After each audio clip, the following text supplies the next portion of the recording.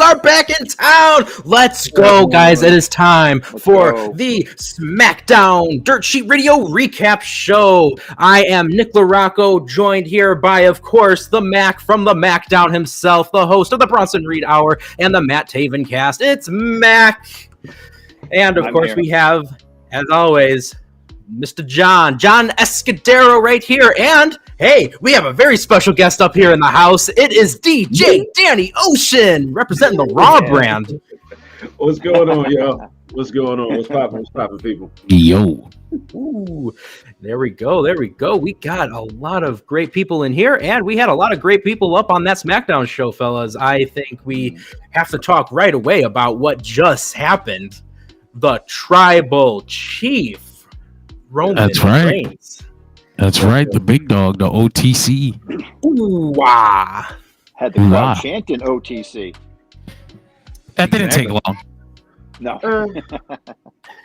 It felt like I was not understanding what they were saying at first, but then when I realized, I was like, okay, that makes sense.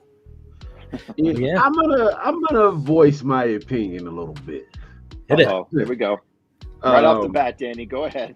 Let's go. I was not a fan of this segment. I think I might have overhyped it, quite possibly. Myself in my head, you know what I mean? Go in depth, Danny. Go in depth.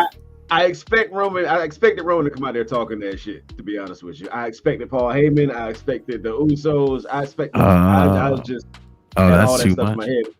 This Triple H is WWE. This is true. Yeah. Wallen. Plus an issue I have too. The story they were telling before, where Solo is you know, saying the bodyguard, the henchman, whatever. Roman bump into him. Solo looks at it. Roman, you know, like is shook. What happened to that? I like that. Solo exposed himself. He looked for the last couple weeks. Roman was like, "Oh, I'm gonna be scared of nothing." Well, and that's what I mean. Like fearless. Solo, we were kind of like we were kind of shook when Solo was around before. You know what I'm saying? He had that aura around him, and they just fucking ruined it altogether. It's gone now. I want to follow that up by saying that they actually made the I thought they made the secondary bloodline look a little foolish tonight, just because they went out there and smoked them with no problem. Like he smoked the whole crew. Himself, bro. Single-handedly. So why do I look forward to War Games now? Like why do I look forward to that anymore? You know what I'm saying?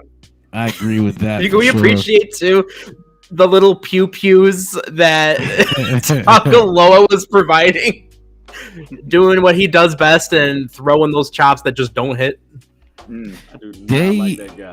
Roman comes out and like you said, it wasn't. I expected at least the Usos to help him, but it doesn't look like he needs help now. So like, if the Usos come, it's like, I don't know. I wonder if this is because Jacob Fatu is injured. That's what I'm thinking. I mean, it's obvious that's why they set that up, the whole injury angle thing, is to keep them apart for a little bit longer, because Roman's not going to be able to stop him. Like I said in the group chat, I would like to see Jacob just come out and crush Roman, like squash, like just beat the shit out of him. The way Roman did the Tonga and Tama tonight, I want Jacob to do that to him. No, Danny, that's exactly what needs to happen, because that's the only real way that you can really balance this out, because it's like Roman just single-handedly took down these two guys who came in and they're supposed to be, you know, these big bruiser enforcers, and they just got annihilated by Roman. So it's like they need something to, you know, balance them out, because otherwise it's just like, what's going to stop Roman from doing it again and again? Exactly. So my first thought was, when he took out the Tongans and he got in the ring with Solo, I was fully expecting Hikuleo. That was my first thought. I thought that it was going to be Talatonga or whatever the hell they're going to call him. I thought he was going to get in the ring, be taller than Roman, and just kick him in the face, and the Bloodline were going to beat down Roman. And I think that would have probably been a lot better than what happened, because like Danny said, and I agree with him, this segment just didn't hit for me, because now it looks like Roman doesn't need any help. So if you got the Usos and you got Sami Zayn, or you know, you got Cody or whoever else on your side, like it's gonna look so lopsided. Like you got You got Tangaloa, who hasn't done one thing properly since he came to the company. You got Tamatanga, excuse me. He's serviceable, but against Roman, it's like it's like a rabbit going up against a lion. So I don't know, man. I would have personally had Roman maybe take the L tonight, and instead of making him look like Roman. Roman must pose. I mean, it's a tough call to make because you got to remember too, he's coming back in to fight, after being that, 4 years long champion. Yeah. So that was definitely a type of thing that they wanted to maintain with him. But honestly, like, you could have just had him come down, and that aura alone was enough because the crowd just loved this. This was exactly what they wanted from Roman Reigns 10 years ago, and we say that every week. So it's like, you could have just ended it right there, boom, and he's just like, hey, I'm watching you. Something like that. Mean, he's picking up the stairs and just recklessly throwing them into people, But I do find it funny. The main Raw feud right now is being fought over a bracelet, and now the SmackDown feud is being fought over a necklace. So we got continuity there with Balchez. Woo, WWE, where jewelry matters. Triple H's WWE, baby. Yeah. Sean DeMart saying the other two Bloodline members are not stars.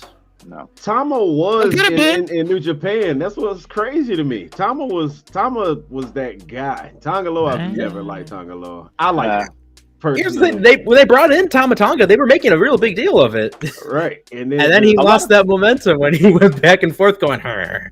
It's not even that. It's that they treat him like he's the fodder in the bloodline. So anytime somebody jumps in front of Jacob or Solo, it's one of them. So they look like jobbers together, Tama and Tonga. Double fall guys. They're fucking Machine Gun Carl and Luke Gallows all over again. Like, what was the point of even bringing them over there if this is what you're gonna do with them? So now are they doing the Freebird rule with the tag titles? I would guess. No, I think they'll probably retcon it and say that, but they just slid it over to the nearest uninjured bloodline member. One with one eye, right? Yeah. I saw a lot of people saying that. Oh, they still got the DIY side plates. I'm like, yeah, well, they're not going to make one for Jacob when he's hurt. They also it took them a long time to even get side plates on any of the new belts. So I would imagine that there's a new size they have to make for that circle thing on the other side. DIY Otherwise, had them for 2 weeks. Yeah, that's what I mean. But Austin Theory and Grayson Waller had it for months, and Awesome Truth had it for months, and there were no plates. And I would imagine that they just don't have them ready for everybody yet. But I don't think it has anything to do with the story. I'm just thinking about, like the classic fall guy trope for wrestling stables throughout the years. I'm going back 26 years ago. One of my all-time favorite, fall guys from any stable was without a doubt D'Lo Brown. And D'Lo managed to become Eurocontinental champion. You know what I mean? And somehow he still has a great neck. He was also one of the most over people on the roster back then. That's valid. But remember too, D'Lo Brown was meant to be a fall guy in the stable. And I don't see any Eurocontinental styles of runs for anything with Tamatanga, and definitely not for Tangaloa. Sean DeMar says, Bruno Cap, Solo has done his job making people crave for Roman. Well done. Yeah.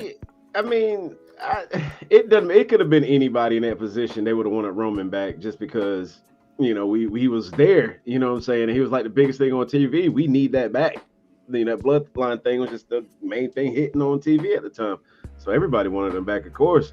But this face run is going to be like I said earlier, this is what they wanted 10 years ago of Roman Reigns. To see him get that type of reaction tonight, I'm like, okay, this is what Vince wanted. This is what Vince was trying to do here. Mm-hmm. But they will finish what Vince started. But I don't. Go ahead, my bad. No. I wanted to follow up on your point, I guess, but just about Solo Sikoa and whether or not he's actually the one who made people crave for Roman Reigns to return. You had a good point in that they would have wanted Roman back anyway because he was such a major part of the show. Yep. He makes it feel like it's important anytime he's on. Right. I really feel I'm big on protecting the bad guy because he's gonna lose. So that's my like. I think we should always be concerned with protecting the bad guy because the good guy's gonna win anyway. He's always gonna come out on top. So why the fuck should he have so much shine going into the win? So otherwise, the only other thing you could do now is have him lose. You know, that's right. Exactly. So I mean, even a slip on a banana peel and he beats Roman is, does wonders for Solo. That didn't help him at all. That don't help him at all. Could you imagine?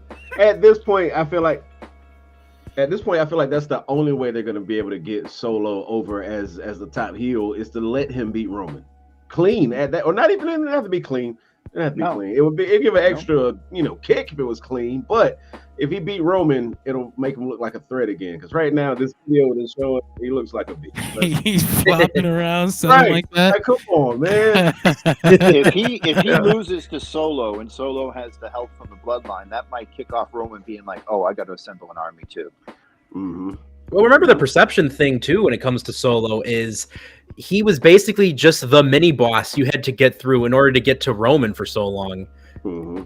And again, like perception wise, it's like you've got this big boss right here. Who cares about just this extra little character whose health bar? I just need to get to 0.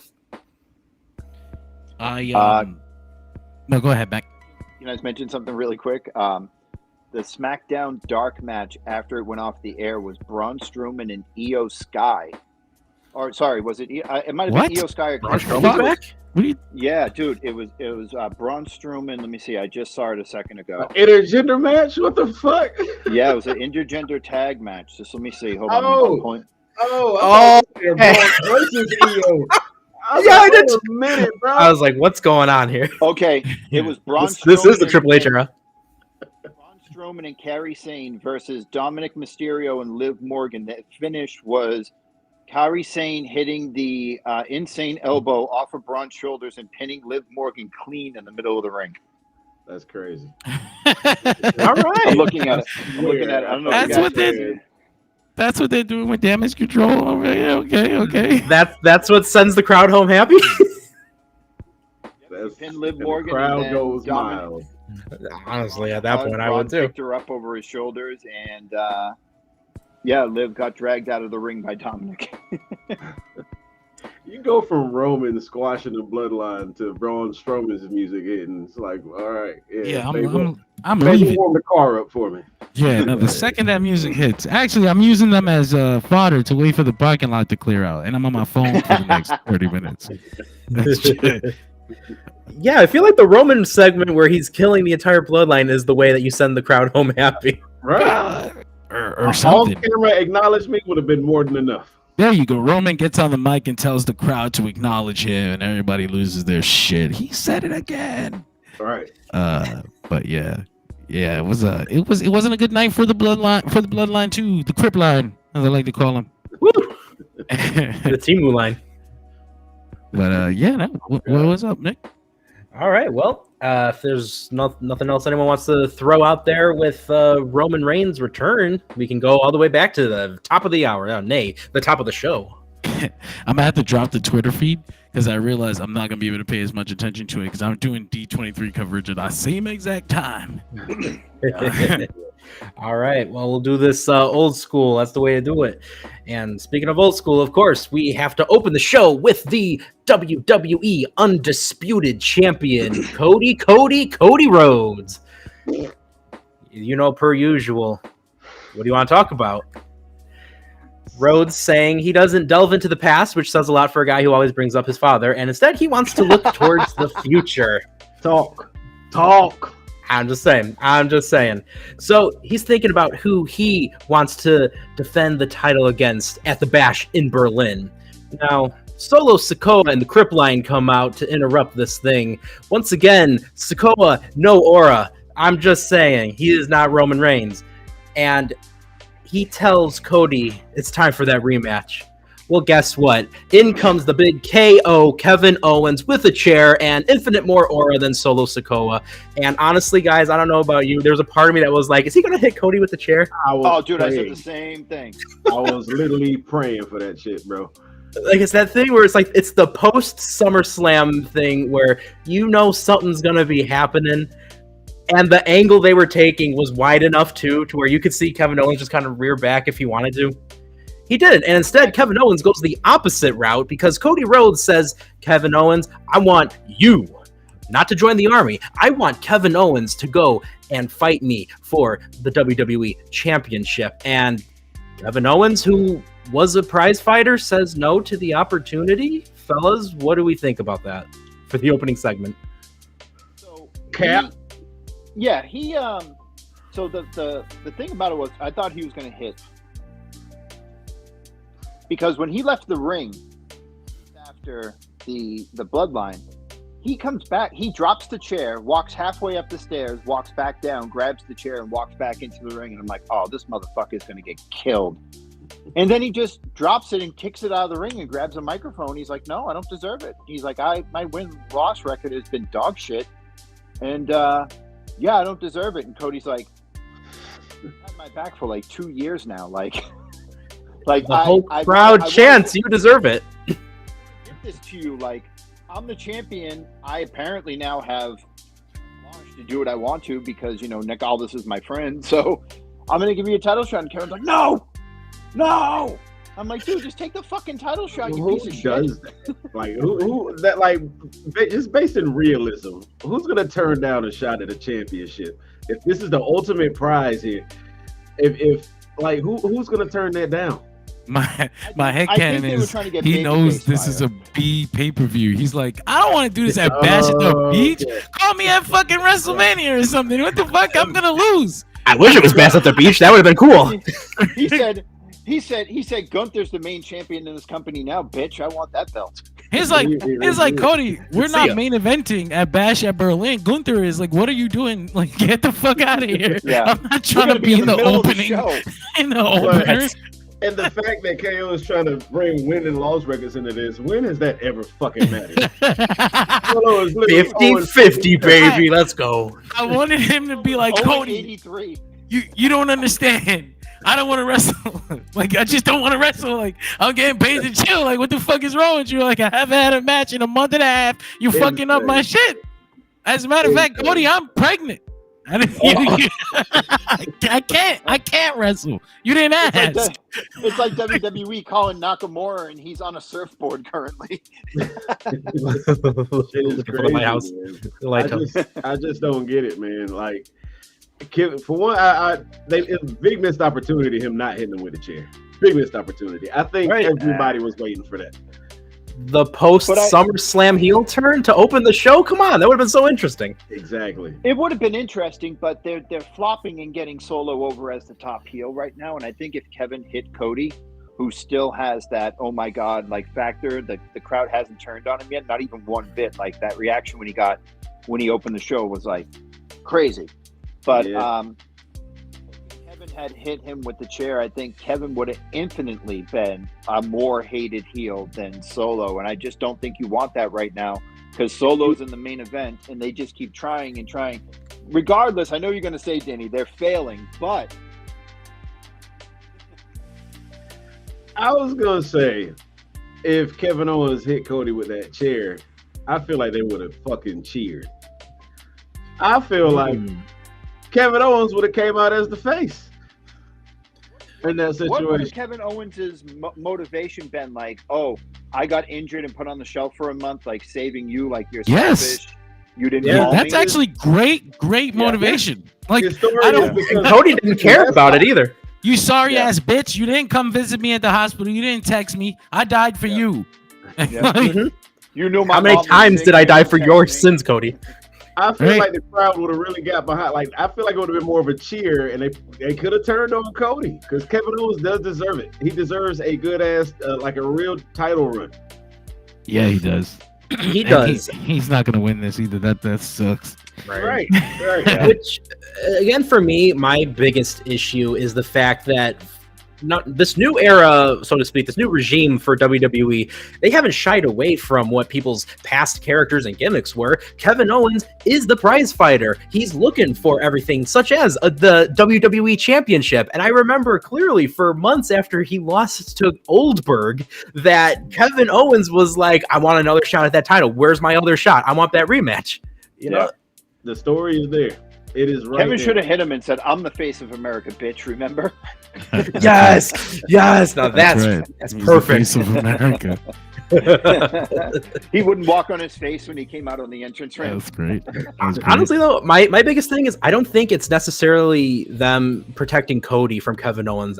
Dare I say, I think they're protecting Solo because Kevin Owens is such a refined wrestler that he would be taken infinitely more better as the big heel for SmackDown. And we just said this a few minutes ago, but honestly, I think Kevin Owens attacking Cody Rhodes instantly propels him to that top heel status for SmackDown.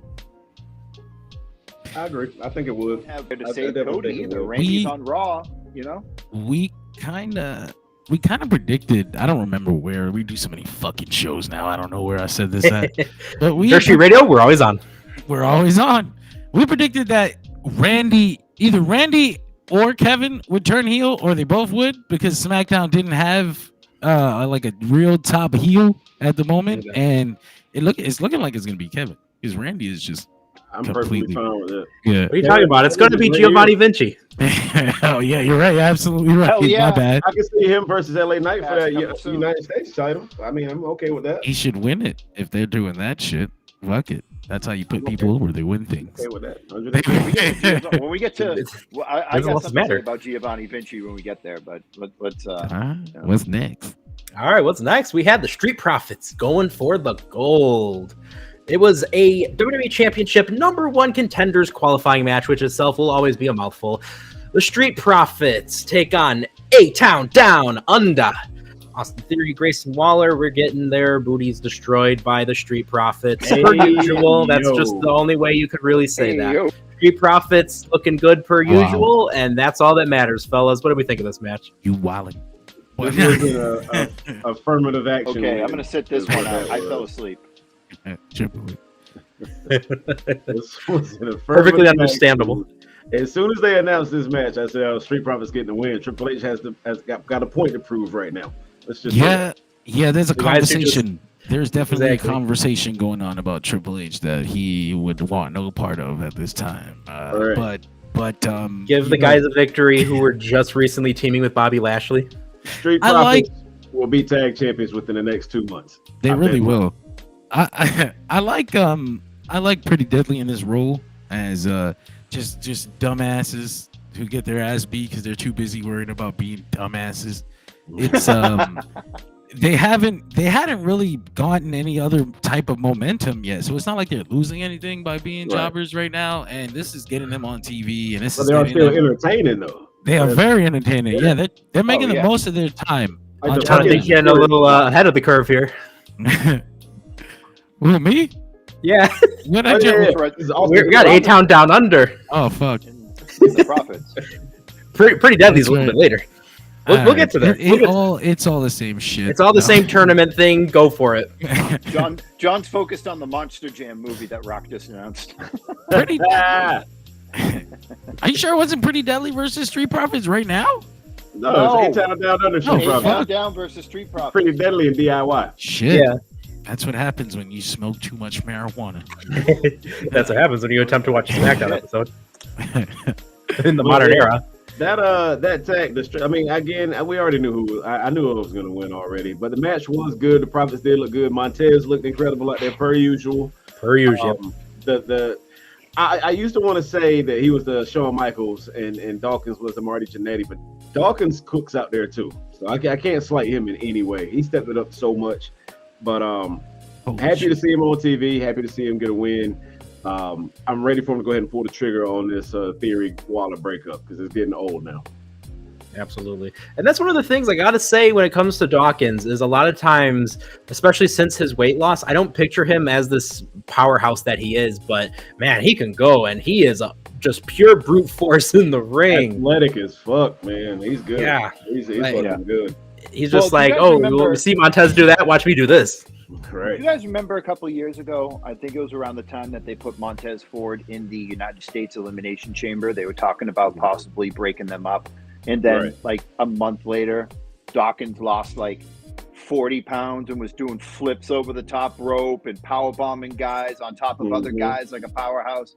Cooking. So he definitely heard those fucking rumors and was like, "Oh shit, I got to do something fast."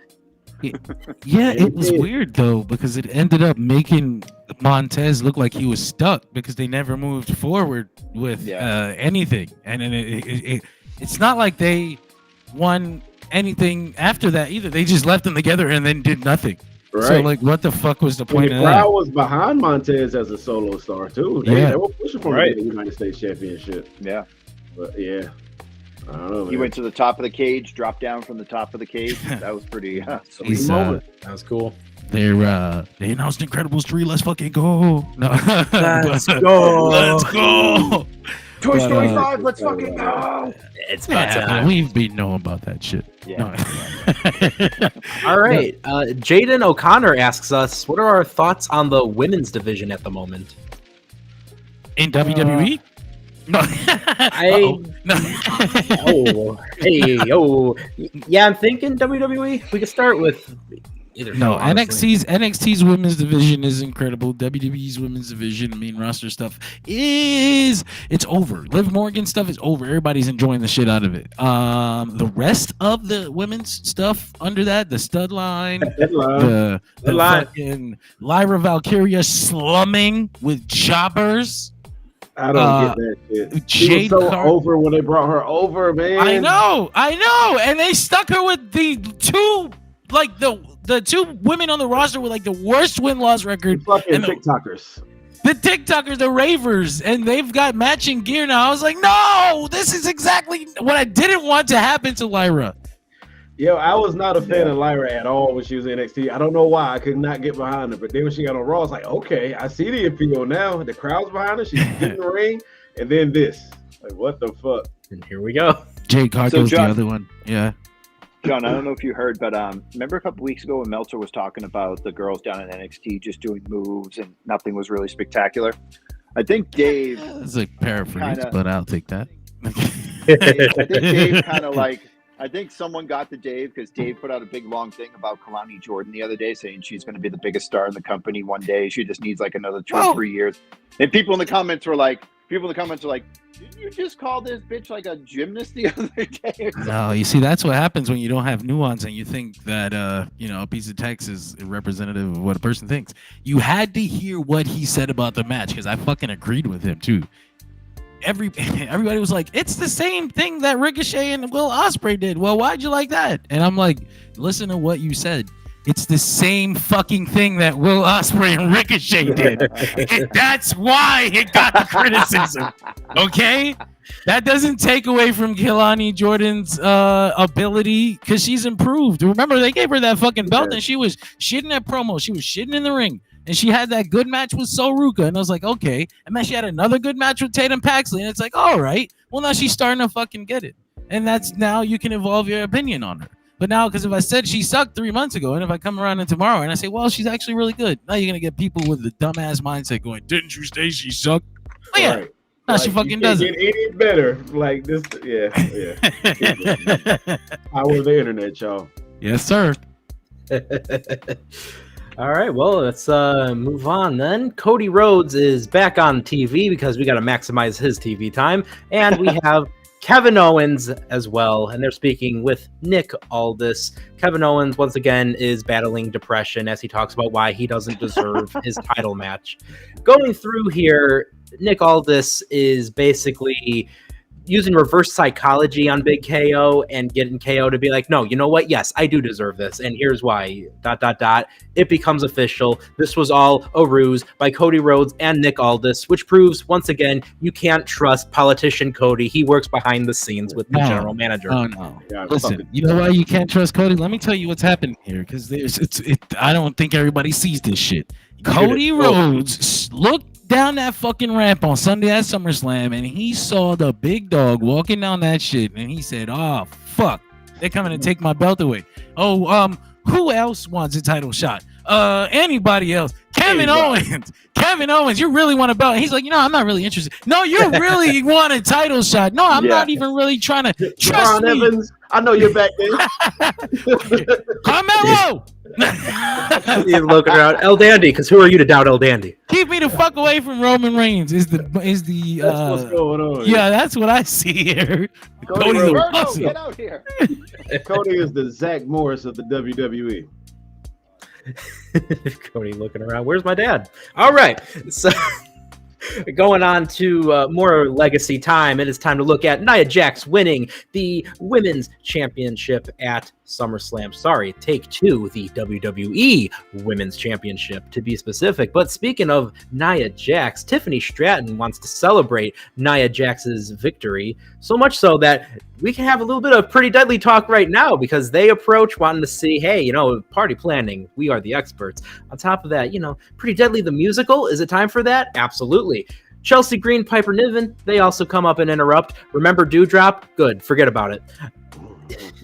Niven mentions that Nia Jax really doesn't like the color pink all too much, and Chelsea Green is the one that points out that Tiffy time might be coming up a little too soon when it comes down to getting that world championship. Fellas, we see cash-in time happening in the near future? I wouldn't say the near future. I would say they're going to let this Tiffany thing play out, let the Nia thing play out, let them tease it a little bit more. I mean, they've only been a team a couple weeks, maybe 4 or 5 weeks now. So just kind of let them, just let it simmer a little bit, let it sit on the stove, This is Triple H's WWE. Yeah, this just when the time is right, pull the trigger. WrestleMania. Well, I mean, yeah. WrestleMania 45. Let's go. But you know what's crazy though? I've always said this, like, in the past, especially with guys like Dolph Ziggler and Edge and like CM Punk, the briefcase just became accessory, like something that we were like, oh, here comes CM Punk, and it just became a part of who he was. So when he came out and finally cashed in on Edge that night, you were like, oh, holy shit, yeah, that briefcase does have a contract in it. Oh, shit, here comes Dolph Ziggler. That briefcase has just become a part of him. I like when WWE plays out an angle so long that you forget the character has the Money in the Bank briefcase. So when they cash it in, it's really more exciting. They haven't really done that over the past couple of years. They used the Money in the Bank briefcase this year as a means to an end to get to the SummerSlam match, which I was perfectly fine with. I think the Money in the Bank concept is kind of a little bit played out, and I'm okay with them not doing it this year, especially since earlier this year you had like the grand cash in at WrestleMania for Damian Priest, and same with Damian Priest. He had that briefcase for so long, people were like, well, damn, it's coming up on a year, and then they just forget about it, and then he cashes in at WrestleMania, and people are like, oh shit, he does have the fucking briefcase, holy shit. If they do that with a woman, like they've had, I think, 3 women cash it in the next night after they won it. Like I think it was Nikki Cross, Bayley, and Alexa Bliss. So it's like, the women's Money in the briefcase, just simmer. Let it simmer a little bit, man. Yeah. That's why No, what was you gonna say? I said definitely agree. Let it cook, like let it simmer for a while. I get that, but how long are you gonna tease this? I mean, we know what's gonna happen. We know what happens with the champion and the Money in the Bank briefcase holder. Yeah. I mean, we know what's gonna happen. How long are you gonna drag it out? Like maybe she helped her lose it to somebody else or something. I don't know. Cost her the match. I don't know, but we know where it's going. I don't need them to drag it out for 6 months. Probably make them friends for real. That's probably the most interesting thing you can do here. Just actually have them fall in love, I guess, as friends. Now they don't have to be Tony Storm and Mariah May, but actually,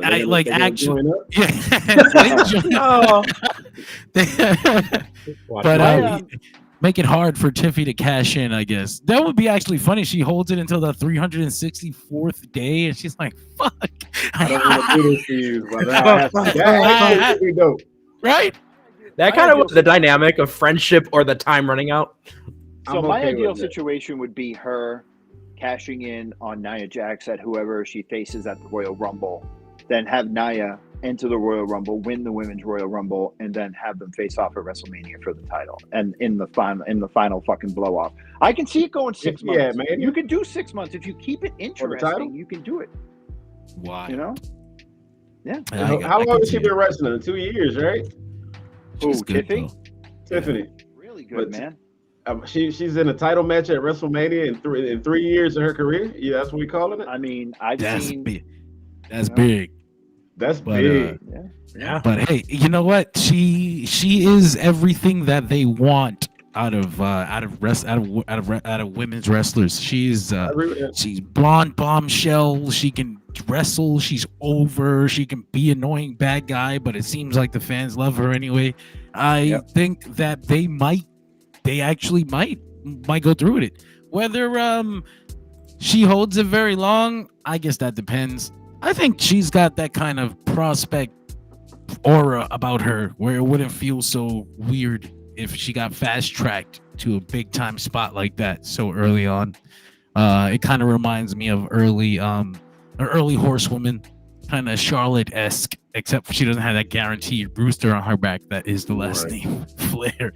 Right. But, Who did Tiffany beat for the NXT Women's title? Lyra Valkyria, was it? Okay.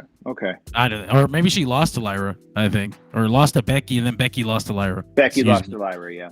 No, I mean, look at Logan Paul. Like Logan Paul didn't even train to be a wrestler. But he was a fucking superstar. Like before he even got here. I understand that, but I'm saying like just because athletic specimen.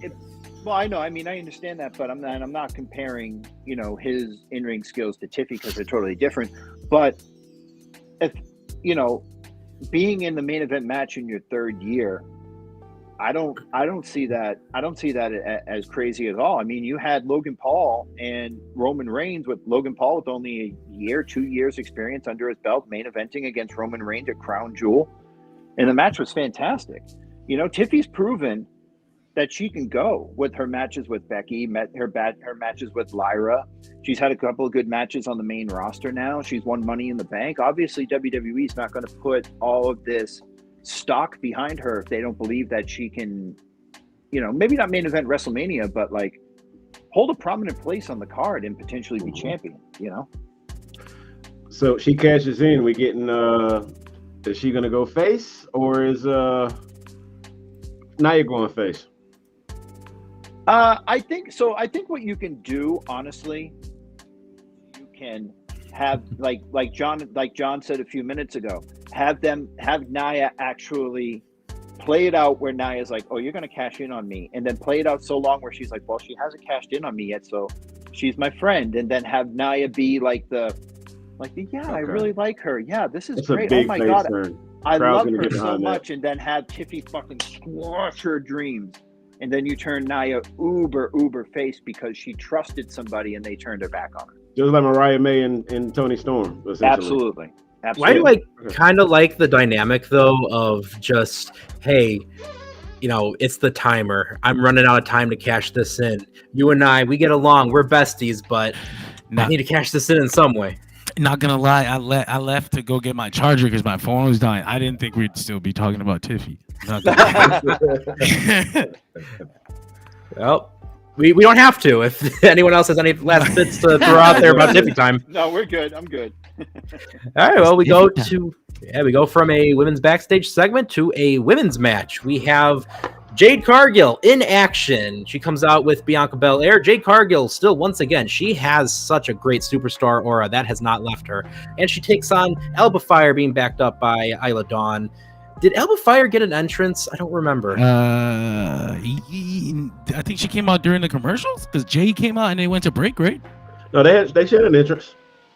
Okay. Shit. They had an entrance because I remember him leaning on the ropes crazy, like she was surfboarding there, kind of. All right. That's what it looked like to me. Yeah, she had her entrance. Yeah, so this was itself, a very competitive match. I don't know if any of you guys would like to talk about the match itself, but Jade Cargill got the victory over one half of the women's tag team champions. And per usual, we have Blair Davenport running in with the attack. The unholy union of Davenport, Fire, and Dawn all go and attack Jade and Bianca once again. But it's time for Naomi to come in and make the save. Cargill, Belair, Naomi fight them off. Fellas, what do we think about the post-match segment and the match itself?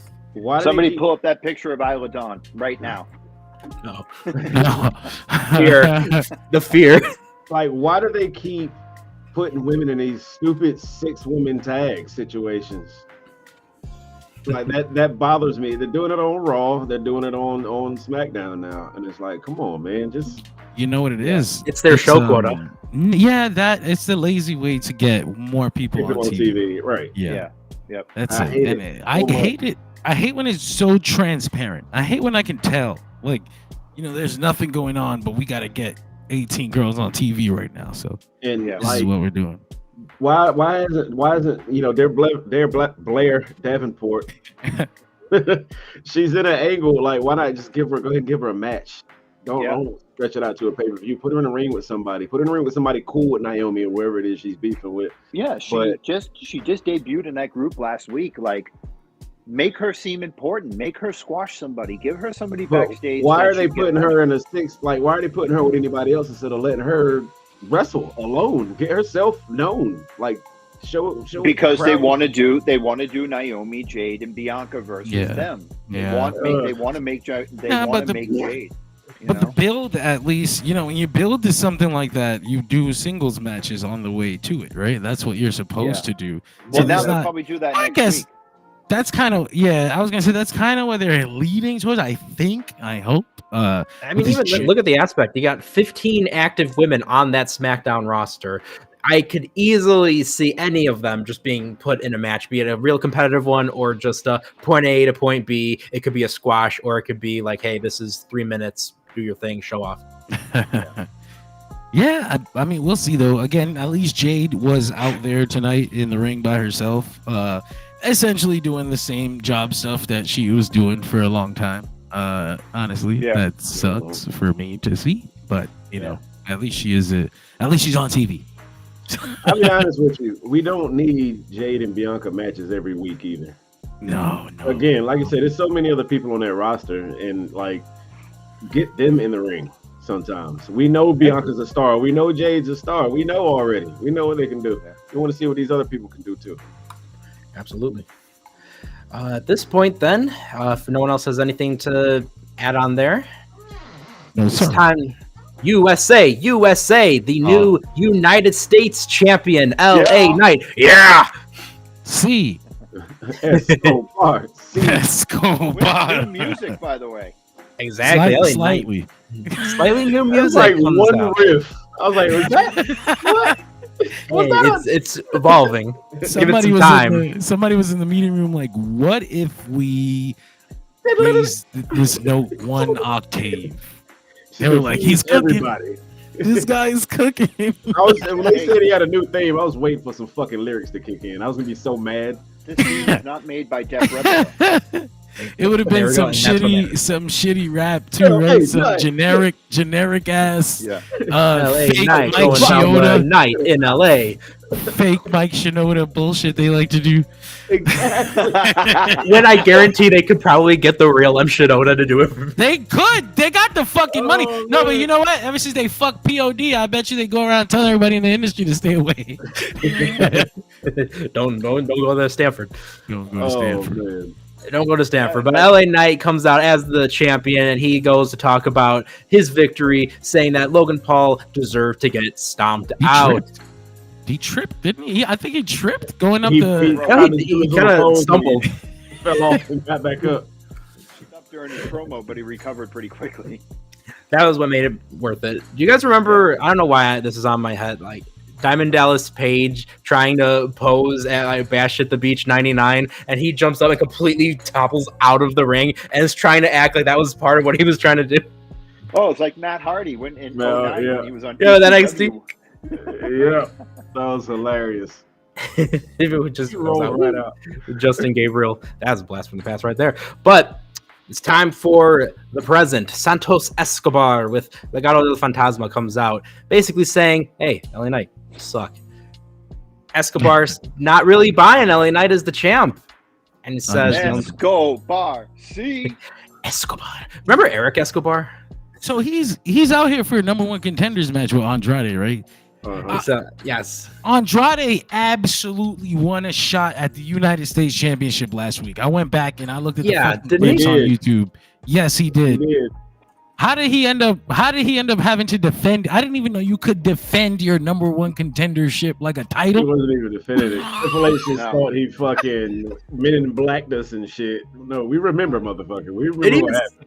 Exactly. This is why, again, listen, it might be a new regime. It's still the same old WWE acting like we don't remember anything. Yeah, but last week when he fucking got the pin, I said to you guys, this don't make sense. Well, I didn't say it doesn't make sense. It made me think that Logan Paul was gonna retain the title, because I was like, why did babyface Andrade win a shot if babyface LA Knight is gonna win the belt tomorrow? It should have been Carmelo Hayes. Say anything. Yep. And then of course the next week somebody realized like, oh fuck, like, sorry Andrade, we'll really put shit out. I booked myself into a corner. I said as long they had a fucking fatal 4-way sitting right in front of them. Melo, Santos Escobar, LA Knight, and Andrade. Like, come on. And Jesus is right in the comments. He said, "Come on, this is WWE logic." Like, you're right. You're right. Can I say one thing about LA Knight when he came out? That type. Yeah. Let me talk to you. He had that still around his waist, and the chick came right up over the side plates, and I was like, "We're not going to see the side plate. Show me the side." And then when he took off the belt, I was like, "Oh, they're just his." Like, ooh. Kind of like Gunther's side plates that just say Gunther on them. Like, whose belt is this? Yeah. Gunther's. Like you said, they fucked up. They definitely missed opportunity with the fatal 4-way match there. I am happy to see Escobar and Andrade getting a little bit more shine, getting time to cook. They got a decent amount of time in ring, and they had a fire match of the night easily. No question. Great, Danny. It was good. Escobar needs work on that mic. Something about him, like when he talks, it just takes everything away from him. It felt like Vince wrote it. I was getting ready for the Suffer and Succotash to pop out. It's partly the language barrier, but the only thing about the barrier that hurts is that he can't add his own sizzle to what they're asking him to say. So they give him the shitty ass script, and he's busy worried about getting the words right in English. You know what I'm saying? Rather than giving his own sizzle and sauce to what they gave him. In that sense, I think he should do like Ray and Damian do that. Like they will do half the promo in English, then do it in Spanish to get their get their little sauce on it or whatever. Yeah, do it that way. You don't have to change. Their group name is literally Spanish. Yeah, this is true too. It's one of those things too. I think it depends on you as a person. Like, sometimes he's been at this job for a long time. I don't know. He should feel comfortable being able to take liberties, but some people don't feel. They feel like they might lose their job if I go against what this script says out there, and if I try to add my own shit. I just think it's one of those things that you gotta grab that brass ring. Yeah, you gotta have the balls to do it, or the skill set. And like I said, the language barrier is definitely a second layer of like, fuck, making it harder for me to deal with this script. But yeah, I get what you're saying. 100%. Oh, do you guys know the meme? Where it's the monkey and he's going, "Oh no, oh no." Oh yeah. That's me right now, because I'm thinking about Santos has Angel Garza and Humberto Carrillo with him. Andrade needs two guys backing him up, and I'm thinking, oh no, the Lucha Bros are going to be thrown with Andrade. Oh no! I don't see it happening. I mean, it would just if he. I do see it happening. I'm not gonna lie. It's WWE, and they're putting everyone in groups. This whole thing, like, if it does happen, like, Triple H, is clear you have an issue. This is fucking clear. If this happens, if you group these new Mexican guys with the old Mexican guys and just make it super LWO, I'm gonna be furious. I'm gonna call that shit out because listen, one of the worst things I ever saw in WWE was was that fucking Lucha House Party. In a way, we all let that shit just happen. I was like, this is right. This is racist as fuck. They got piñatas and shit. I forgot about it. One of them isn't even Mexican. Like, what the fuck? So, Cools. I'm not trying to lawnmowers. I'm not trying to end up back there. Two of them are American, technically. One of them was Puerto Rican. The other one was American. The other Callisto was a Chicagoan. Crazy was Mexican. The piñata, though. The piñata is wild. I so forgot about Lucha House. How was that okay? Anyway, we close to getting back to that shit. I think Jake said it in the text in the group text last night for Dirt Sheet Radio, where he said that he was like, "Oh yeah, Ray Phoenix just canceled a indie date in September, and he trademarked the name Ray Fuego." He goes, "It's Ray Fuego over." It is over. Oh no! I have my other oh no moment because I remember too. Lucha House Party had a lot of their segments on 205 Live when it was the Triple H era of 205 Live. Oh no!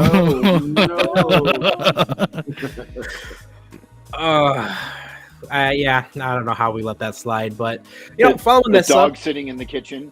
Everything is fine. This is fine. Yeah, this is all fine. This is normal. Following this up, we had a actual really good video package about Kevin Sullivan. If nobody heard, he passed away earlier today. Rest in peace to the Taskmaster.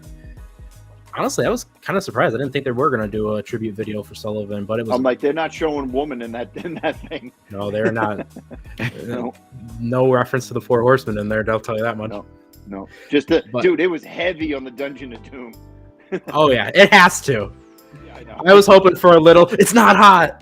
One of the greatest videos of all time. It's not hot. If you don't know what I'm talking about, there aren't even Hulkamaniacs here. If you don't know what we're talking about, please go check that out on YouTube after this. But yes, after a tremendous video, once again, those WWE production guys, they are always solid when it comes down to those tribute videos. Dark time in wrestling, man. Following that, we had Austin Theory and Grayson Waller barging into the office of Nick Aldis. They are very frustrated, and Theory himself is suggesting a match between Waller and KO. Aldis is saying, "Hey, that's a great idea. Kevin Owens, let's have him. Let's have him take on Grayson Waller." Waller is just like, "How could you do this?" And Theory is like, "Nah, man, A-Town down. I got you. Be cool." Oh, they're breaking up next week. Should have done it 3 weeks ago. Right. This is where it happens. Yeah, they're just dragging this shit out. I'm just kind of sick of it at this point, to be completely honest with you. They had the belts, Danny. They shouldn't have. I remember how much it sucked when they won the titles at WrestleMania too. Right. Like, yeah. Oh, when they just how much it sucked when they got together. Didn't they just fall? Didn't they just like fall to the side or something? They rolled just out had of the to ring, took the ladder with them, and then left. Just dumb as fuck. As one does. That was definitely a thing. But John, good news. Now we can talk about him because Pretty Deadly's coming back to battle the DIY in part 2 of the number 1 contenders qualifying match for the WWE Tag Team titles. Honestly, this was another fantastic match, I have to say. I really dug it. And I think this was the match too, where halfway through we had the promo for the return of Giovanni Vinci. Oh, that's right, Halfway Giovanni through, Vinci. After DIY came to the ring, they sat in the ring for 5 minutes. They did 2 promos, and then they did the A-Town Down and Nick Aldis thing. They did that while DIY was in the ring. Then they did the Giovanni Vinci thing. Then they went to commercial and came back. So they were in the ring for like a good 8 minutes. You had to stand there listening to your theme song. A whole lot of wow, look, nothing.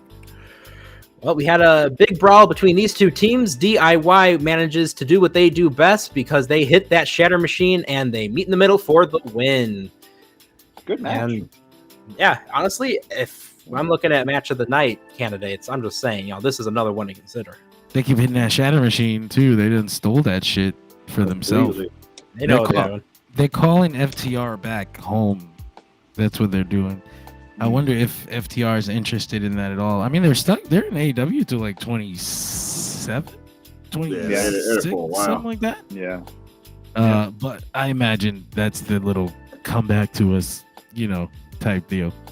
And I'm sure they will. Hey, Why is DIY not getting a rematch at their titles?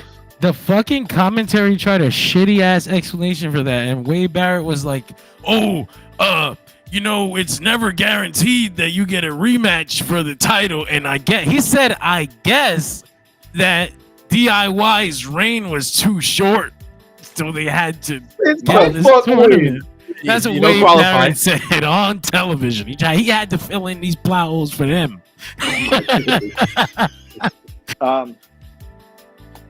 By the way, getting back to that, he signed a long-term deal with WWE today, by the way. Who did? Who? LA Knight restructured his contract in WWE for a long, long time. The rumor is 5 years. He got money. So that might be his retirement age. Well, then. Yeah, he's already old enough to retire. Exactly. Rest of the career in WWE, write it out. Yeah, they said his contract. They said his contract possibly. Let me see. His contract possibly expired in December of this year. WWE was scrambling to restructure his contract, and as of August 8th, Knight signed a new contract reportedly worth 5 years with WWE. Nice. Good for him. That's the way to do it. Yeah. Get on that grind. And hey, for chat, those of you joining us, if you want to look at more of our talk about Roman Reigns, make sure you go to the very beginning of this show. But guys, are we ready to look at our different favorite things of the night? No. Nope. All right. Do you have anything there, John? Or no, I was just saying no. Okay, I thought you were getting ready to be like, because we got to talk about something I forgot. No, I hope not. Did y'all want to talk about Andor? No. I don't let's do it. Well, we got a lot to look at, so hey, let's just start. I'm fairly certain we might all say the same thing for this, but we got a couple options. It is time for the match of the night, brought to you by monk.com. Go to monq.com and use promo code DSR10 to get 10% off your purchase of any Monk personal aromatherapy diffusers. Some of them, they got that CBD, so hey, make sure you go and check that out today. Fellas, match of the night. What are we thinking? Danny, you want to go first? Match of the night for me was easily Andrade and Escobar. That felt like a classic WC. It wasn't cruiserweights and flying all over the place the whole match or whatever, but it felt like a classic, cruiserweight match to me.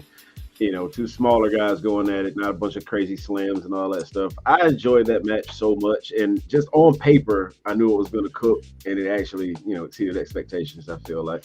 So, yeah, that's my match of the night.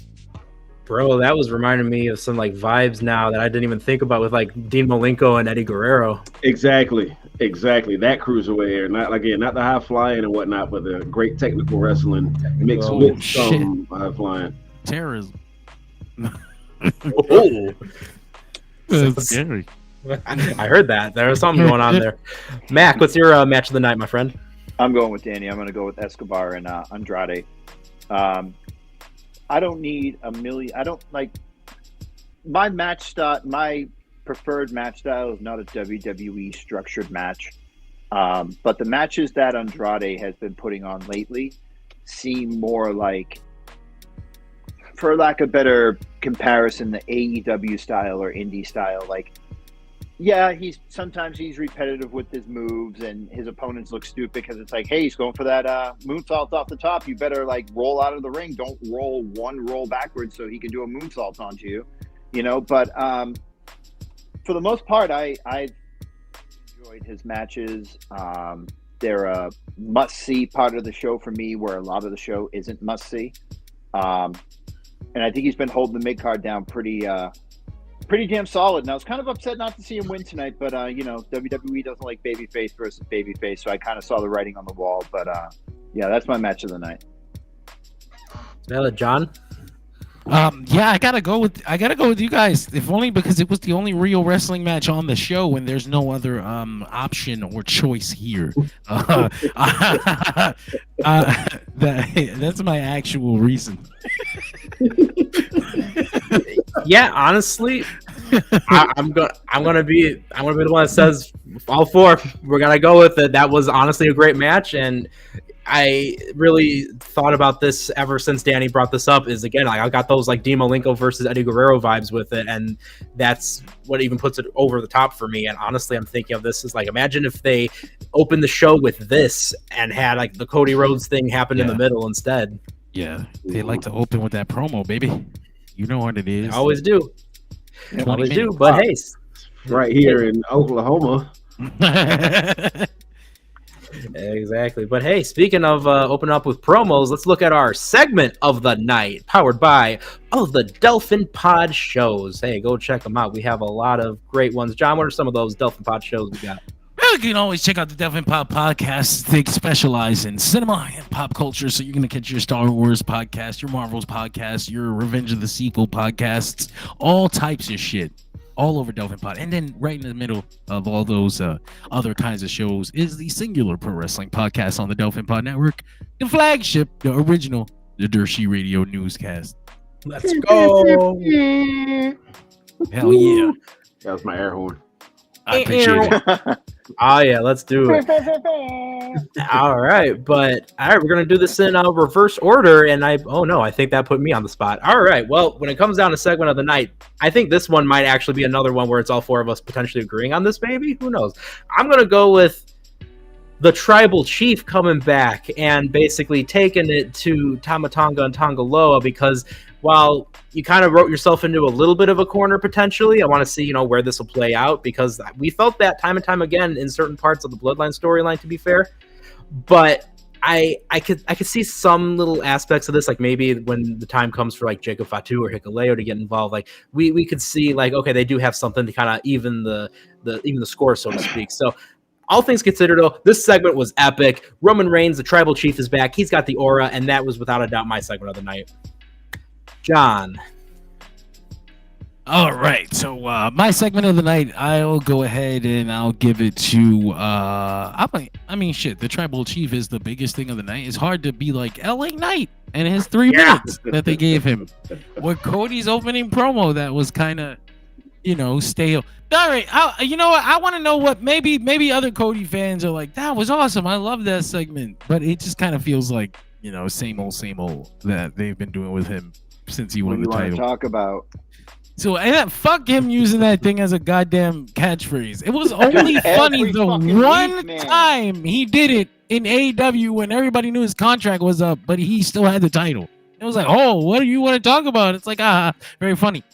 The 73,000 times he done it since then, I fucking hate it. I hate repetitiveness. I can't listen to a song twice. I hate that.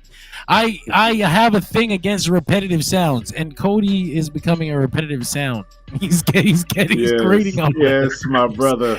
Let that Cody hate flow through your veins, bro. I'm trying not to, because the first thing people say is like, "Oh, you only hate him because he left AEW." It's like, no, they got shit to do with the motherfucker. I hated him in AEW. It's John Cena 2.0, bro. Like, it's the same shit every fucking week. Yeah, that's the thing. Cody's babyface shtick grates on you after a while. And it's funny because the dickhead AEW fans were like, when everybody was so hype about the win at WrestleMania, they were like, just fucking wait. Just wait a couple weeks. You're gonna know what we were feeling. John, don't you know who his father is, though? Oh yeah, of course. How could you forget? He won't let you. Speaking of repetitive sounds, for some strange reason, maybe because I hate myself, I've been going back and watching TNA 2013, all of the impacts in a row. You do hate yourself. That's rough. Yeah, Bully Ray has been champion for about 6 weeks now, and he's trying to get over this. That is rough. Yeah, why are you doing this? He's trying to get over this catchphrase. I'm a bad man, and I do bad things, and he says it like 20 times a promo, and I just want to throw myself out the fucking window. So I get it with repetitive sounds, man. Bad man, and I do bad. That's awful. I'm a bad man. He said it. He did it for like 4 weeks, and then he dropped it. He had a segment where Brooke Hogan was married to him, so he came out and he called Hulk Hogan dad. And he's like, I might get in the ring and fight you, brother. And he's like, I'm a bad. I was like, no, don't fucking say it. Why do I feel like Hulk Hogan would be very okay with Bubba Ray Dudley as Brooke Hogan's wife, but not Devon? And that's where I draw the line at, brother. Bubba, he's like, okay, Bubba's good, but that Devon fella. No. Another thing, Let him get the tables, brother. He's always with those tables. Hulk Hogan kept calling him Bubba. He kept calling him Mike. He kept calling him brother. I'm like, dude, pick a fucking name. He can't. He's got Alzheimer's. You don't know who the fuck that is. Hey there, brother. Is that Andre. the big boss man, brother? I'm gonna body slam you, Andre. All 700 pounds of you. All right, getting back to it. Segment of the night, Mac. I mean, it's got to be the tribal chief. You know, even though I are very much in agreement that this could have been a lot different, and maybe he should have got beaten down. Yeah, I mean, it's. I mean, look. Triple H cut that promo at the WrestleMania press conference, and he said, "If you think Roman Reigns' story's over," he goes, "just wait." He goes, "We're about to flip this shit like right on top of your head." And I was like, "Oh, what are they gonna do?" Nothing for 6 months. And then literally like 2 weeks after Solo took over the Bloodline, they were screaming for Roman to come back. I mean, I've never heard a crowd ever since he debuted do that ooh-ah thing as loud as they did at SummerSlam. Like, that was impressive as shit. Ooh. And like I said to John in the chat, I might have sent it to him privately, but I said, Roman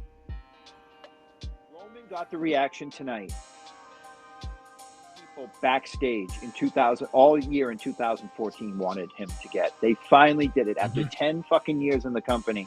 They finally got to where they wanted to be, and I think it's a testament to I don't want to sit here and lick Triple H's balls or anything, but I think it's I will. I think it's a pause. But I think it's a testament to how good WWE. Like they always say, the hotter the heel, the hotter the babyface.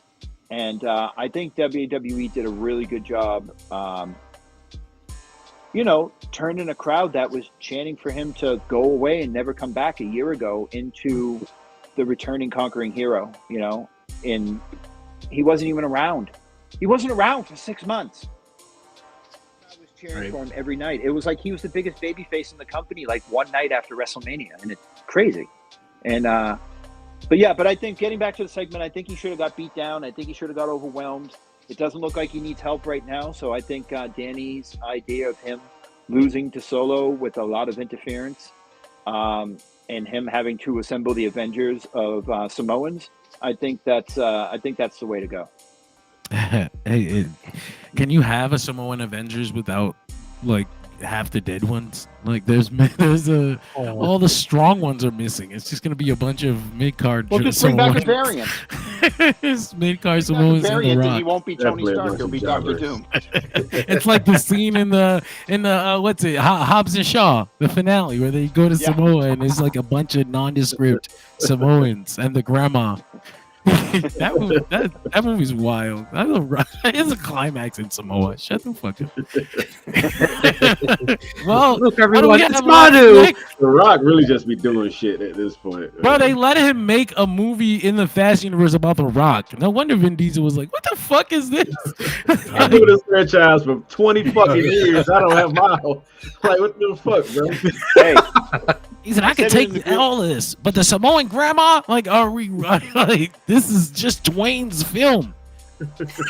He's giving what he wants again. In the group chat, listen, the only Samoan world champion right now in The Rock's family is Nia Jax, so you will acknowledge the tribal queen. That's right, the tribal queen. First round draft pick for the Avengers, all I'm hearing. All right, Danny, did you say your segment yet? It was not the main event segment. Ooh, all right. Whoa. We have a change. We didn't get all four. All right, Danny, what is it? It just was not what I wanted it to be at all. It was too predictable for one. Roman didn't say shit, and I get it. Come out here, he doesn't talk. He's just coming to whoop some ass. I mean, cool, but say something, bro. Like, why are you like? Why are you targeting Solo? Because he said he's a tribal chief. You're just gonna whoop his ass and not tell us anything. Okay, bet. Say no more. You know, He just wants you to understand. Right. But I know how I feel about Cody Rhodes. But I did like that opening segment for one specific reason. Well, two reasons. One, it was like, what do you want to talk about? And so it was like, we're going to talk about beating your ass. That was fucking hilarious, bro. I had to rewind it and hear it again. He really did say that shit too. Subtle ways we get Solo over. That was great.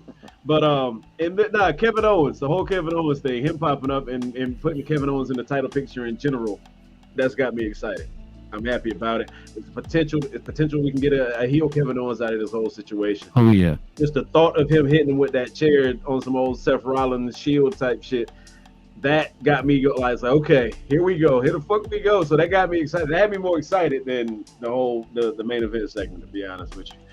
Just the potential of where Kevin Owens could be at within the next few months in WWE. Hopefully not fighting the Bloodline. Hopefully not fighting Austin Theory and Grayson Waller with one punch to both faces and that done. I need my prize fighter Kevin Owens back, and I feel like that segment is leading to that. So yeah, that's why that was my segment of the night. All right. Well, following up with segment of the night, we're going to have our Jobber of the Night. This is powered by NordVPN. Hey, are you watching this? Make sure when you go to comicbookclick.com/DirtSheetRadio, scroll all the way to the very bottom of the page, and you will have access to both NordVPN and NordPass at a discount. Right now, for the next 9 hours and 30 minutes, this is breaking news, guys. Next 9 hours and 30 minutes, you'll be getting 74% off 2-year plans plus an extra 3 months. That is a lot of great protection for a long time, because guess what? There's a lot of heels out there in the real world who are trying to steal your identity, who are trying to hack you, who are trying to figure out exactly what personal information or what data you are entering to get your limited edition Bloodline t-shirts. And if you live in North Carolina, you can watch porn freely. Exactly. That's a big thing for me. I didn't know they couldn't watch porn. How dare you? Honestly, like, how dare you tell me what I can do with my own junk? And that's what I said. You know what? Who made this? You couldn't be. It couldn't have been me, man. I couldn't have lived in North Carolina. I would have had a whole campaign to find out. I want to know the names of the people who did this, and I want pictures of them, because this is what I'll be using as material from now on. Each and every one of you, I want you all to go to home and go to sleep knowing that there is a person using your photographs to please themselves because you took their porn away. You deserve what's happening to you. God. that went left. I feel very strongly. I feel very strongly about the freedom to be happy as you please, as long as you're not hurting nobody, man. I think NordVPN's very happy with this promo. And again, there's 9 hours and 29 minutes. So make sure you go to comicbookclick.com/DirtSheetRadio, especially for all you living in North Carolina. Scroll to the very bottom of the page and get yourself some of that access to have that digital freedom. Right there, bro. We did it, fellas. We had one of the best pitches from NordVPN. They're going to love that one. I mean that shit from the bottom of my heart. All right, Jobber of the Night. Danny, who's the Jobber of the Night? And tell me it's not the North Carolinians. Solo fucking Sikoa is the Jobber of the Night, man. Like, you son of a bitch, Danny. Oh my God, man. Like, bro, we thought you were a killer, a year ago, 2 years ago? Yeah. Roman was scared of you. He just came back and dusted you and your whole squad off in like 2 minutes, flat. Like, come on, man. Now, you know what? Not just Solo, the entire fucking bloodline. They are the Jobbers of the Night collectively. Pieces of shit. Y'all know. Yeah, Dan, you pretty much hit that shit on the head. I won't be able to follow that up because they fucking sucked tonight. They looked like jobbers, and I don't think that's what you want. The potential top fucking heels in SmackDown to look like jobbers. I don't know, man. I think that they're very okay with jobber with the top heel looking like a jobber, but it just goes against conventional storytelling. Right. Like, I don't know. Well, again, who the fuck would care about war games between these two different versions of the bloodline now? If one guy just did 3 guys like that. Yep. For real. No, for real. No, actually and seriously. Now you see what it would have looked like if they didn't include Jacob. Jacob is the fucking linchpin in that whole thing. Jacob is what makes the bloodline. Yeah. Well, you got the consideration now, though, that even then, like with Jacob Fatu, the going gets rough. It's hardcore time, and he just broke his ankle. Here's the thing, right? It's their booking that just made Jacob look like the only thing that makes the bloodline matter. Because the one day that Jacob is gone, they're all complete fucking losers. They didn't have it. Didn't have so bad, man. Like it didn't have to be this way. Somebody wrote this on purpose to happen this way. That's what frustrates me. Like this could have been. This'll be epic. So much better for everybody involved, and somebody thought this was a good idea. That money Triple H said before he finalized it. Come on, bro. Will be very good.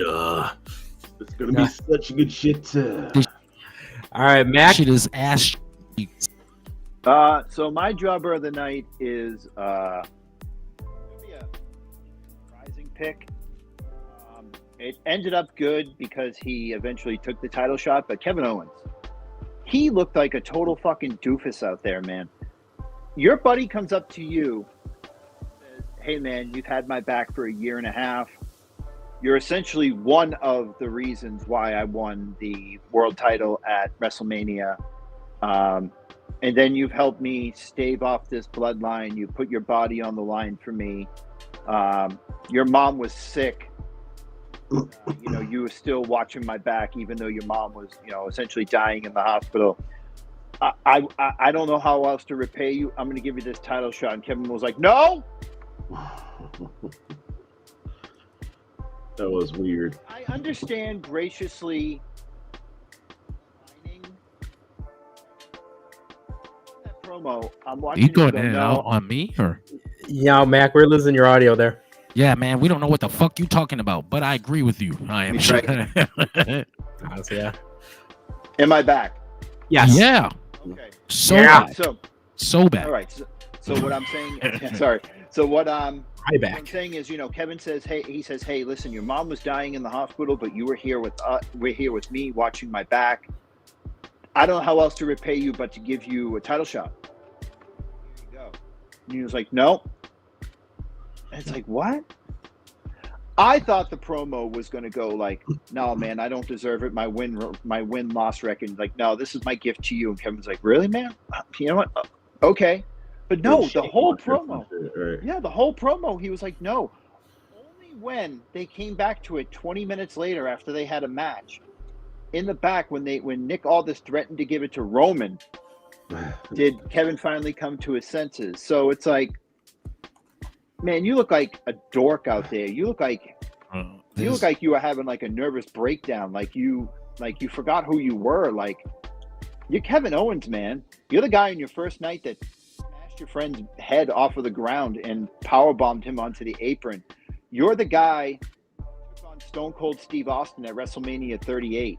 You're the guy that fought the bloodline by himself essentially for 2.5 years during the pandemic. So See, this works. Like, you're the man.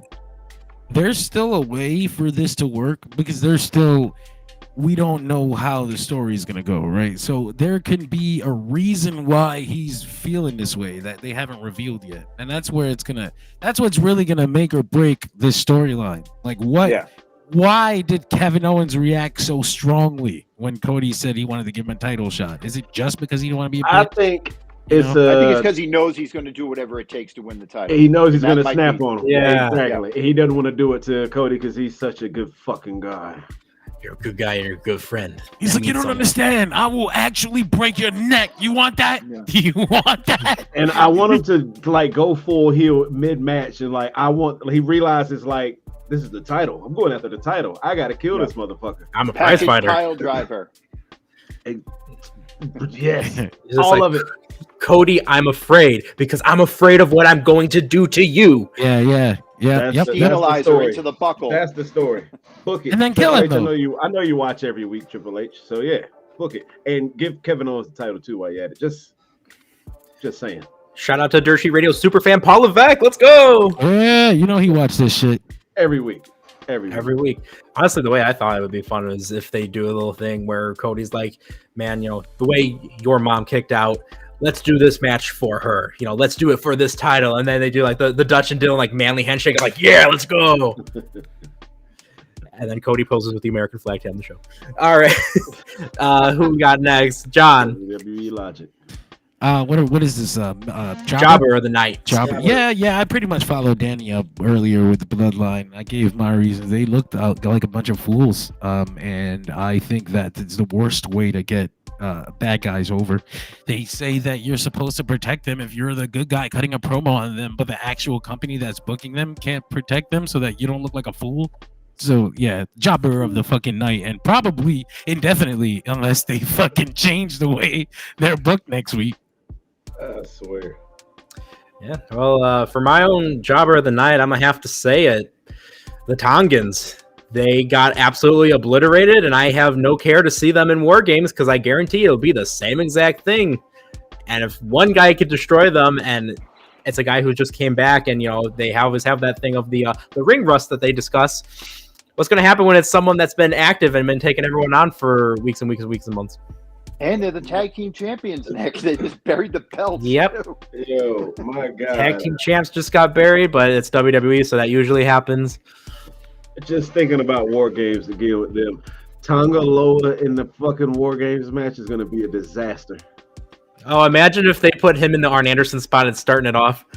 Oh, no. Yeah. Yes, because that's the only thing you can do too, because you can't put him last. He's Tongaloa. Nobody gives a fuck when his music hits. But if they put him in there first, then they're gonna have to like all attention is on him, and they're gonna see how terrible he is.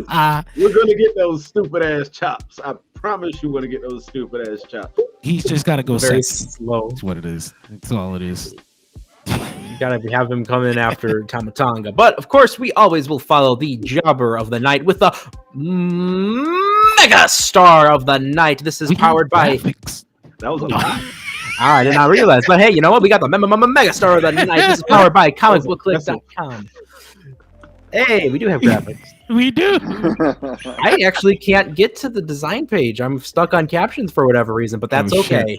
That is perfectly fine. We will make this work. So make sure, hey, if you want to make things work, go to comicbookclick.com. You're going to get all of your pop culture news, your wrestling news, your comic book news. You get access in there easily to the Dirt Sheet Radio Show and even the Major Issues podcast. Johnny, got any type of dynamic about the Major Issues podcast that you can share with the class? Definitely check out the Major Issues podcast. We just did a review on Deadpool and Wolverine. I say we, I mean that lightly because I wasn't actually on the episode. But go check that out next week. They, I don't know what the fuck they're doing next week, but we have about 400 episodes of covering and reviewing and recapping comic books, superhero content, books, movies. God damn it! Like I always say, you could release a poster and we'll do a 3-hour podcast on that shit. So yeah, Major Issues pod. All right. Well, it is reverse order once again. I've said all I needed to say about him, so I'm just gonna go with Roman Reigns, the tribal chief. That was my megastar of the night, and again, I've already said everything I needed to say. It proved time and time again. John, megastar. Megastar tonight, easy one. It's the big dog, the OTC, the tribal chief, because they booked him to look like God. Like he walked in there and just hand waved away any threat. There's no challenge to the tribal chief. He's literally just Superman. He walked in there and just defeated. He defeated the only thing they did was get their chain back. And he's like, all right, you got the chain back. That's honestly an element of hood politics here. They stole his chain, and that's the only reason why he's so angry. He would have left it alone, but they took the chain, and then they hit his old man. So bring that game culture in. I'm telling you. I said the main Raw feud is over a bracelet, and the main SmackDown feud is over a necklace. Yeah, there it is. Remember Kama Mustafa making the chain from Undertaker's urn? Listen, they're always fighting over belts. What is the difference? What's the big difference? It's just I'd rather be fighting over that necklace than a fucking People's Championship. But Danny, that's the final plot. Muhammad Ali's wife. On his deathbed, Danny. Man, don't give me that shit. You found that. You got that shit made a week before WrestleMania, and all of a sudden it's important. This looks pretty cool. I'm gonna bring this. Hey, look, right. That shit a week beforehand. Get the fuck out of here. I want to know what the fuck that everybody have to talk about on Twitter when it comes to Roman Reigns that has SmackDown still trending at #1 on top of all the D23 announcements. Wow. Wow. What are people arguing about? Because that's what that is. Somebody somewhere is arguing about Roman Reigns and has been for the last hour. They're keeping this shit going. Keep it running, man. We're gonna be keeping it running here. Mac, Megastar of the night. So I'm not gonna go with Roman. I'm gonna go with somebody who I've been enjoying on watching SmackDown the past couple weeks. I'm gonna go with Andrade, the El Idolo. Ooh, all right. I think Andrade, and I said it earlier, so I don't want to go too in depth with it when we talk about the match. I think Andrade's been holding down the mid card by himself lately. I mean, I know LA Knight's the champion and everything, but LA Knight hasn't been consistently wrestling on SmackDown the past couple of weeks. He comes out, he cuts a promo. I think the last match he had was with Santos like 3 weeks ago. Andrade's been consistently wrestling every week. He wrestled Melo twice. He wrestled Santos twice, and this time being the better of the two matches. I think he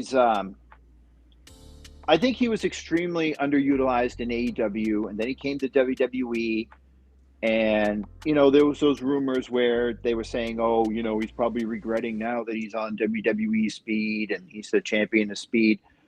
But they've been doing if you want to fill 15 minutes or 15 to 20 minutes or a 3-minute commercial or three commercial breaks in a match, you call on El Idolo. Like, that guy's he's just amazing. Like, he makes everybody look. He sells. His moveset is great. I said, fake out is intense. Yeah. But like I said, the moonsault off the rope where he lands on his feet looks like he blows out both of his ACLs and then does a moonsault. Yeah. I mean, he's just really clicking for me like he's never clicked before. He never clicked for me in NXT, never clicked for me in AEW, but this WWE run, it's really doing it for me because I think they're crazy.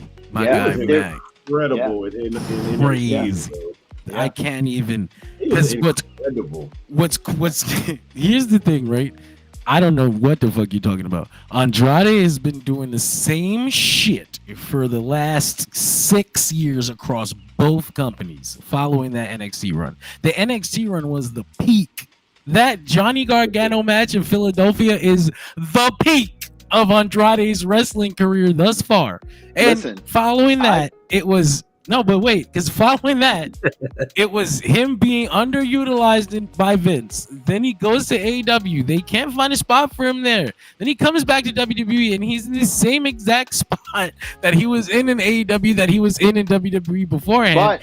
But he wasn't wrestling on TV constantly every week. And if he was, it was the same damn thing with Mysterio. It's only been like 4 weeks of that. I would say don't get comfortable because he gets these spurts of weekly appearances all the time.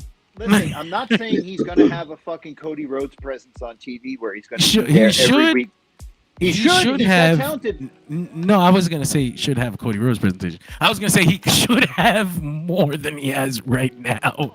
But there's something about Andrade that keeps him where he is. I don't know that it's gone yet. I don't know that anything has changed. You know what I think could take him to the next level? Charlotte coming out with him as his mouthpiece. That's a good one. Or just being associated together. Power, right? Yeah. You gotta address that in some way too. It's something, and I don't even know because it's not the language barrier. Like Andrade, he says a couple things, but they come out saucy and flavorful. Like he just got to be like, Andrade, like I want to fight tonight, and everybody's like, damn, he's cool as fuck. But like, he is cool as fuck. There's just something, and I always said he should have gotten everything they ever gave Alberto Del Rio. Like, is he so much better than Alberto Del Rio? Miles better. Except 100%. Alberto Del Rio was great on the microphone. I will give him that. He was a great heel for sure. I enjoy. He was such a fucking asshole, and it made me hate him, and it made him a great heel to me. I still think he should not have won the 40-man Rumble. Then he ended up being a fucking heel in real life. Right. Yeah. I knew he played that role way too well. Life imitating art. Like I said earlier, I'm gonna put the sandwich together, right? So, like I said to you earlier, the style of wrestling with like 30 or 40 kickouts during a match. So the Johnny Gargano Andrade match in Philadelphia really wasn't my taste because it was a good match. But a typical Johnny I think Gargano you're thinking match, of the Adam Cole match because this match. Dude, y'all are crazy. I'm gonna go back and watch this shit. We're gonna count the fucking finisher kickouts. All right, I was let's watch it. I was at the one in Connecticut, the 5-star one where Adam Cole finally won the title. I was at that, and I was the only one that was going, "Oh my God, end this!" Because he kicked out of, they had the undisputed era come out, kick his ass, kill him. He was dead in the ring. Adam Cole hit that suplex into the knee breaker, came up, hit the last shot, and Gargano kicked out, and I was like, all right, I'm going to the car. Yeah. I don't know what it is. I guess I've never been bothered by that style, but it's also remembering the Gargano versus Andrade match. I know for a fact there were two false finishes in that style, whereas the Gargano Adam Cole matches went up to 5 at one point. There were 5 different instances of hitting a finisher and kicking out of that shit because finishers just don't work anymore. But honestly, it's not like they're repeated in NXT a lot. It always depends on the story. I think the only time it really got crazy was Gargano Adam Cole because the story just got lost. They were just like, these finishers don't work on each other anymore. If Gargano was still in NXT, Jacob. If Gargano was still in NXT and Jacob hit all those finishers on him last week, Gargano would have kicked out. Oh man! All right. Well, we were on our megastar of the night. Danny, what was yours? I mean, it's hard for anybody to be a megastar when Roman Reigns is in the same room. Roman, easily. Like, come on, man. So you got the aura. I don't know what else to say about it. He beat the shit out of 3 grown men alone. Wait, one of them only had one functioning eye, though, Danny. Remember that. That's valid. That's still 2.5 minutes. Still impressive. Hey, remember, Tama Tonga's his shoulder and back hurts because he's been carrying Tangaloa the whole time. This man botched a low blow, punched another man in the forehead. This man botched pulling a referee out of the ring in time. Don't forget the slow pew pew pew. Oh my goodness! But yeah, Roman megastar tonight for sure. You have to. Well, fellas, that has been an amazing SmackDown recap. John, I'm going to probably need you to handle all this end promo because I still cannot leave the captions tab. Hello. All the fucking panels just ended too. It's just in time for me to take over. So if you enjoyed us here tonight, this was the SmackDown recap, but it's Dershi Radio. We're always on. So come back Sunday, and you'll catch the boys Tyler and CJ on their NXT Level Up adventure because these maniacs wanted to watch NXT Level Up, and I said, hell yeah. You'll find yourself some other maniacs who will watch your recap too. There aren't any maniacs here. NXT Level Up and maniacs. On Sunday nights, we got a 3NT crew talking wrestling. I recognize him. Sunday evening, Sunday afternoons, just general Sunday times. You'll catch the boys on the Dershi Radio live. And we follow that up on Mondays with a Monday Night Raw post-show recap. On Tuesdays, we're after NXT. On Wednesdays, we're after Dynamite. On Thursdays, we're coming on after Impact. On Fridays, we're on after SmackDown. And on Thursday mornings, you're going for your long drive to work. Why don't you throw on the Dershi Radio flagship podcasts? We film it live in the middle of the night if you are up at work or if you're just a sicko who can't stop thinking about pro wrestling in the bed. But it's on demand. Secret. In the morning, the best kept secret on the Dershi Radio fleet of shows. But yeah, man, thank you all for joining us this week.